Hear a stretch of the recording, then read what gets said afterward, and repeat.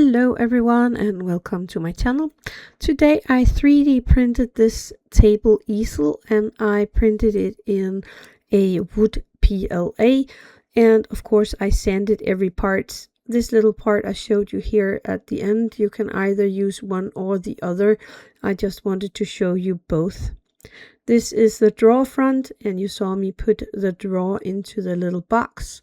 And now I'm just making sure I have all the edges nice and clean. The little funny square lying there is the one where you actually place your painting on when you are painting. So first I am going to glue on this front piece on my little drawer. I used my tacky glue, and actually I also put on 2 dots of my super glue gel just to make sure everything will stay in place.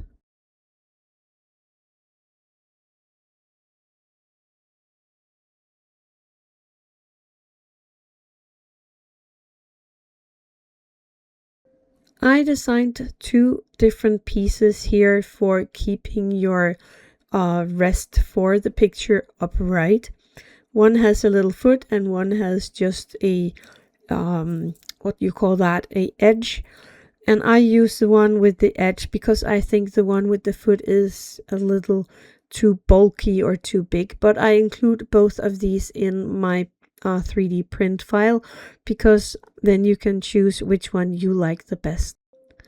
Then I am placing some tacky glue here on that corner on the bottom of this picture holder or painting holder, and I am gluing on the edge thing on that little stick, and I am gluing them in place here. Actually, I'm using a tiny bit of glue on the top of this pin, and that is going to hold that holder for the paintings upright. And I'm gluing this in place. Normally it is made so you can put it up like this, or you can place it down so the box doesn't fill too much. The glue on the front drawer was not completely dry, so I accidentally knocked it off with my fingers, but I'm putting that back together again. Now I just wait for everything to dry.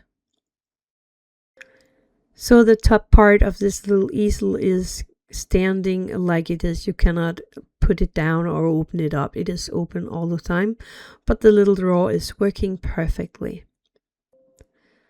I mixed some black Vallejo model paint together with a lot of water to kind of water it down, and then I am painting everything with this mixture, making sure that it is watery enough that it is not going on like a black paint, so everything is black, but that you still can see the wood grains, or actually there's no wood grain in this piece, but you can see the wood peeking through the color, and I like the result of that.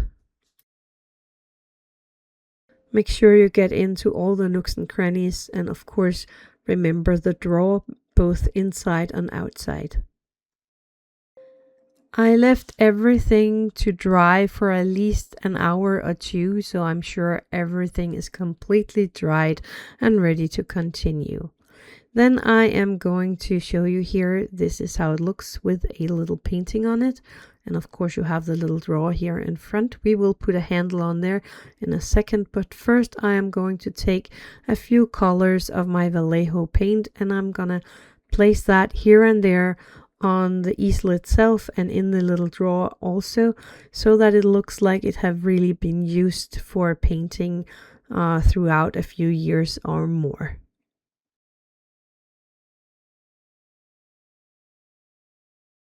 I am not going crazy with my painting here, but you can do as much or as little as you feel like.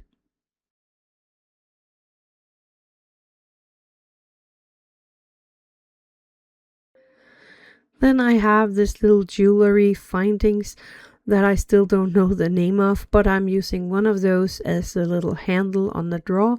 So I'm just taking a tiny dot of my super glue gel and gluing that little handle in place.